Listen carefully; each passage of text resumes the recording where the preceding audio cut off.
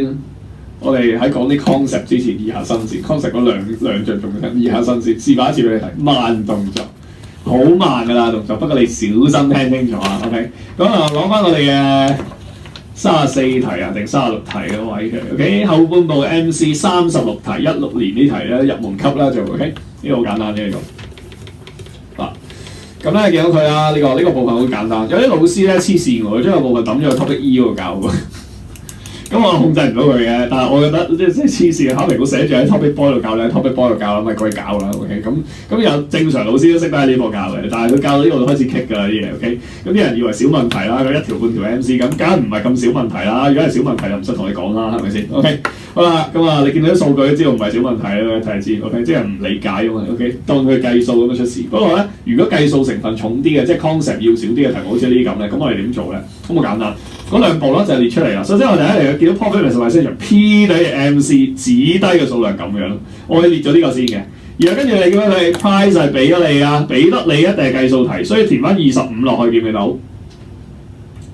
即係我哋要揾幾多錢嘅 MC 啊？各位同學鎖定咗先啦，鎖定咗先好揾嘢啊！你唔好發神經喺上面嘅 table 度計，我 average 計 total 計 margin 我知啦，佢起勢係咁計數，咁咪計多嘅嘢咯，咁啊多餘咗呢步驟，你唔係唔使計，你一直都要計。不過你首先有個 target 你先好計，明唔明我講乜？你 MC 都冇歸納到個 target，你落去衝落去喺度睇 option， 喺度做，咁啊即係黐咗線，好似牛嗰啲操卷嗰啲人咯嘅行為咯，即係嗰啲瘋狂操卷20年 PP 嗰啲，操極都係講個款嗰啲柒頭，因為手勢都唔啱，明唔明我講乜？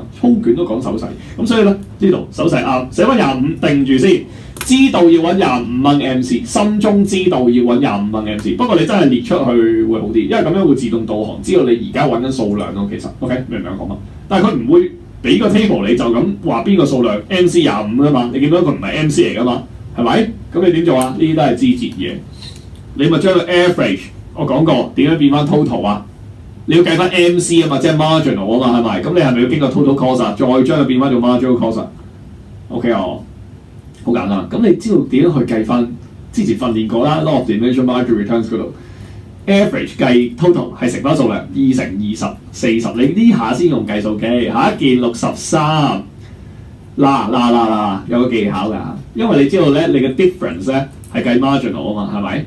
即係好慢動作啊！咁你呢度係咪差距23啊？係咪23啊？呢個係23啊！咁其實你又唔使咁殷勤咁寫出嚟喎，因為咧。你都唔係25，你就唔使理佢啦。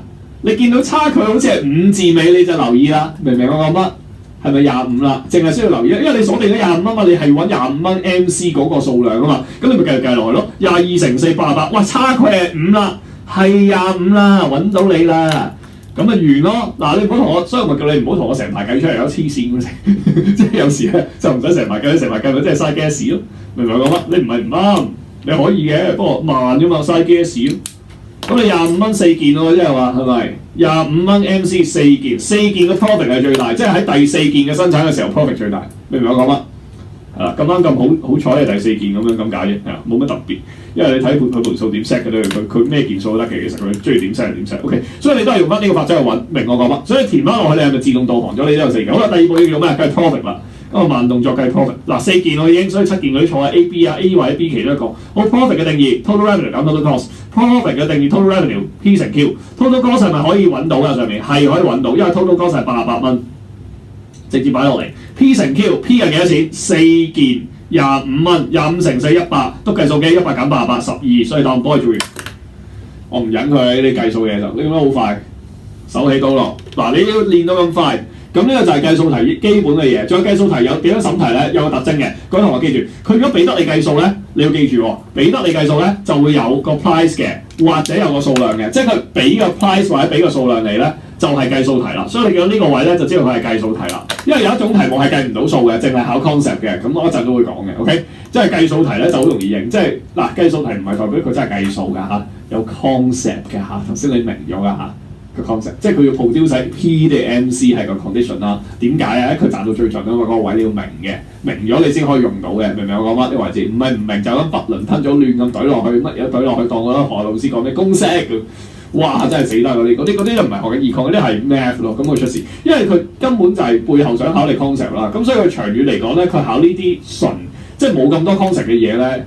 意味嘅嘢係會越嚟越少。佢考得最多係啲 concept 越滲透越重嘅嘢，4句 statement 考唔同嘢落去嗰啲係最多。咁所以呢個部分要特別注意，一定要係清 concept 為主，跟住先可以用到呢啲步驟去計。呢個係步驟。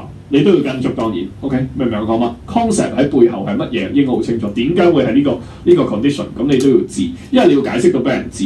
佢咧就出咗 long quest 嘅，不過唔係考你計數。佢出 long quest 咧，啱啱24年咧就出咗題，好值得睇嘅咧。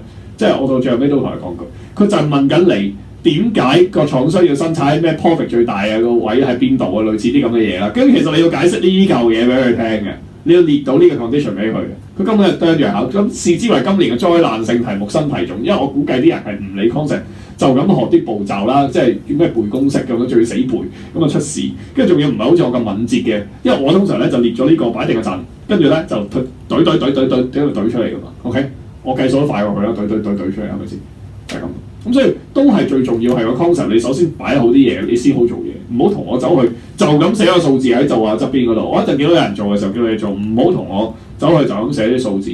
你要同我寫咗呢啲陣先，然後喺側邊再擺翻數字，好似填窿窿咁就完成，明唔明我講乜？咁先會令到個 concept 拎翻埋一齊。如果唔係嘅話咧，你有時考得刁轉啲，你會棘嘅。通晒啲嘢之後咧。錯還啦，1蚊啊嘛，等於 fixed cost 啊嘛，係咪？咁啊，唔生產先係最低啊嘛 ，OK， 就係咁啦。咁你又錯啦，我哋條計，跟住繼續啦，繼續咧就可以睇到有啲慢嘅嘢嘅，就係、是、第一樣嘢佢幾多件喎？幾多件我哋睇 PPT 定係 MC 第一步，見到你 rough through 呢兩步你放心，所以寫定個陣出嚟都得啦，列定個陣 ，profit 一陣都要計 ，total revenue 減 total cost， 拉定 P 乘 Q。好啦，我哋望一望先。嗱，今次咧俾咗我哋 price 係6蚊雞。6蚊 MC 幾時6蚊 MC？ 我話俾埋你，其實佢使唔使俾你咧？我想問個問題，你可唔可以用呢個計翻嘅 MC 出嚟？你可以用呢個計翻佢出嚟噶嘛？係嘛？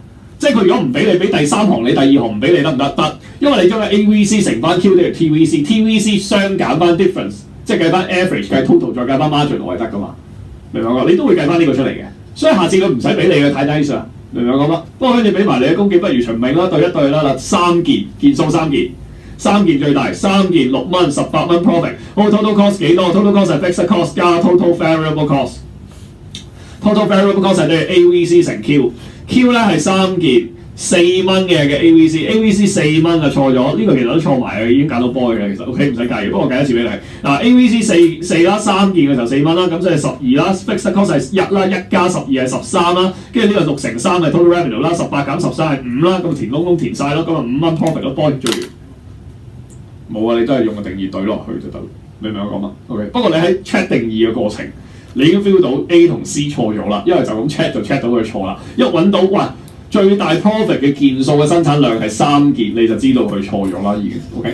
即係 A 同 C 已經 OK，明唔明我講乜？咁所以對一對都知錯就唔使特登計呢個出嚟。不過你而家要識啦，所以你就會賴到最盡咧，就賴晒啲嘢出嚟，填晒啲數字落去咯。咁你就可以計到個 profit 啦。所以我真係個陣係冇變過，因為我從來都冇改變我嘅做法嗰兩步。OK， 明唔明我講乜？咁你就知有幾重要啦。因為個步驟係唔會改變嘅。即係 like、share、subscribe 我哋 channel 啦，同埋咧同時留意埋我哋 DSCon IG 最新資訊，以免錯過咗最新嘅資訊，同埋等 YouTube 演算法可以俾多啲更加有需要有志於 Econ 攞5星星或者5星嘅同學仔啦。